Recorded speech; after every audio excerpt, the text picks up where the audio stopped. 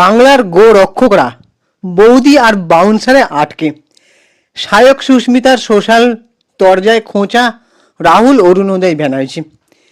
সায়ককে তোপ দাগার পাশাপাশি গো মাংস কাণ্ডের নাম জড়ানো তার দুই বন্ধু ইনফ্লুয়েন্সার অনন্যা গুহ এবং সুকান্ত কুণ্ডুকেও কটাক্ষ করেছেন রাহুল অরুণোদয় বন্দ্যোপাধ্যায়। সম্প্রতি সাত পাকে বাঁধা পড়েন এই দুই ইনফ্লুয়েন্সারই একযোগে তিনজনকে বিঁধে তিনি কি বললেন এই অভিনেতা, সেটা নিয়ে আজকে আলোচনার বিষয়। গোমাংস বিতর্কের মাঠ ঘুরতে না ঘুরতেই ঠিক নতুন করে আবার কয়েকদিন পরেই চর্চায় সায়ক চক্রবর্তী। এবারে আর কোনো বিপ কেস নয়, এবারে তার প্রাক্তন বৌদি সুস্মিতাকে নিয়ে এবং তার দাদাকে নিয়ে।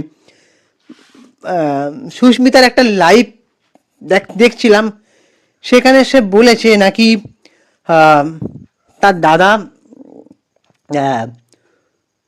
অন্য মেয়েকে মানে তার বান্ধবীকে এনে তার সাথে নাকি সুস্মিতাকে নাকি থ্রিসাম করার জন্য বাধ্য করতো। অনেক কথা আমি এখানে ভিডিও বলতে পারছি না। তো যাই হোক, তারপরে এই হোক করতে বাধ্য করতো, সেই করতে বাধ্য করতো। তারপরে হচ্ছে সুস্মিতার হাজব্যান্ড সব্যসাচী, সে আবার একজন বড় জার্নালিস্ট। কাকে নিয়ে আমি কথা বলছি, বাপরে বাবার, কাকে নিয়ে এসব হচ্ছে মানে ভাবনার বাইরে। তো সে নাকি তার বান্ধবীদের সাথে নাকি একটা কি গোপন ভিডিও করে রাখতো তার সঙ্গে, মানে এবার সেই সব ভিডিও নাকি দেখাতো। আর ওদিকে সায়ককে নিয়ে বিস্ফোরক মন্তব্য, সে নাকি কোন ছেলের সাথে নাকি কি করতে গেছে,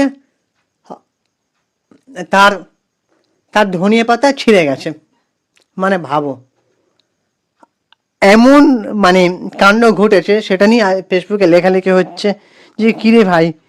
আর সেটা নিয়ে নাকি সে হসপিটালেও ভর্তি হয়েছিল, এমনটা তার প্রাক্তন বৌদি ফাঁস করেছে। তো এই যে সাংসারিক দ্বন্দ্ব তাদের, তারপরে ব্যক্তিগত সমস্যা, সোশ্যাল প্ল্যাটফর্মে কান ঝালাপালা হয়ে গেছে, মানুষদের অনেকে এটাকে আবর্জনা বলে কটাক্ষ করেছে। ঠিক আছে, তো এবারে গোমাংস এই যে বিপ কেস, সেটা কাণ্ডটা মনে করিয়ে দিয়ে তিনজনকেই বেঁধলেন রাহুল অরুণোদয় ব্যানার্জি। তিনি ঠিক কী বললেন, তো সেটা আজকে আলোচনা করছি। তার আগে বলে রাখি যে বিচ্ছেদের পরপরই সুস্মিতা রয় বিচ্ছেদের পরেই নতুন করে এক সংসার জীবন পেতেছেন। তো নতুন অধ্যায়ে শুভেচ্ছার পাশাপাশি এই সুস্মিতার সঙ্গী হয়েছে কৌতূহল আর বিতর্ক, তাকে যেন পিছু ছাড়ছে না। তবে তার স্বামী দেওর সব্যসাচী এবং সায়ককে নিয়ে যে দণ্ড, তাদের দুজনকে নিয়ে এবং পরিবারকে কাঠগড়ায় দাঁড় করিয়েছেন এই সুস্মিতা। তিনি বলেছেন নাকি তার বাচ্চা নষ্ট হয়ে গিয়েছে, এটার জন্য সেই চক্রবর্তী পরিবার দায়ী এবং চক্রবর্তী পরিবারের একের পর এক কীর্তি ফাঁস করতেও পিছপা হননি এই সুস্মিতা রয়, কৃষ্ণকলি খ্যাত অভিনেত্রী। তো এবারে এই যে রাহুল অরুণোদয় ব্যানার্জি ঠিক কী পোস্ট করলেন, তিনি লিখেছেন বাংলার গো রক্ষকরা বৌদি আর বাউন্সারে আটকে, বাংলার গরুদের কি হবে। উল্লেখ্য, গত জানুয়ারি শেষের দিকে পার্কস্ট্রিটের খ্যাতনামা পাবে অলিপাপ পাঁঠার মাংসের বদলে গোমাংস পরিবেশনের অভিযোগ এনে সোশ্যাল মিডিয়ায় ঝড় তুলে দিয়েছিল সায়ক চক্রবর্তী। যে ইস্যু নেটপাড়ার গণ্ডি পেরিয়ে রাজনীতির ময়দানেও আলোচ্য বিষয় হয়ে উঠেছিল। মুসলিম বেয়ারার বিরুদ্ধে ইচ্ছাকৃতভাবে গোমাংস পরিবেশনের অভিযোগ তোলা সায়কের বিরুদ্ধে সাম্প্রদায়িক সম্প্রীতি নষ্ট করার অভিযোগ ওঠে। সেই বিতর্কে বেশ কাটতে না কাটতে ওদিকে দাদার প্রাক্তন স্ত্রী সুস্মিতা রায়ের বিতর্কে জড়ালেন এই সায়ক। বুধবার অভিনেত্রী বিয়ের অনুষ্ঠানের একগুচ্ছ ছবি শেয়ার করতেই মিচড়ির ছুরির মতো শুভেচ্ছা বার্তা উড়ে আসে, আর যার জেরে বিতর্ক বাড়ে। এমন আবহে রাহুলের পোস্টে যেন হাসির খোরাক খুঁজে পেলেন নেট বাসিন্দারা। তো এবার তোমাদের কি মনে হয় অবশ্যই কমেন্ট করে জানাও। তবে আমি আগের ভিডিওতে বলেছিলাম যে আমরা এইসব কারো সাংসারিক ঝামেলা এইসব নিয়ে আমরা দেখতে অভ্যস্ত নেই।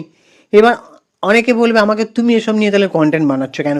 আমার এটা তুলে ধরা মনে হলো, তুলে ধরছে। কিন্তু এই যে এত সাংসারিক দ্বন্দ্ব, আর এটা নিয়ে যদি আর কিছু হোক, যাতে আমিও চাই না এটা নিয়ে আমারও ভিডিও বানাতে ভালো লাগছে না। আমার আরও অনেক কাজ আছে, কারণ আমার কাজ হচ্ছে, এটা আমার সাবজেক্ট নয়।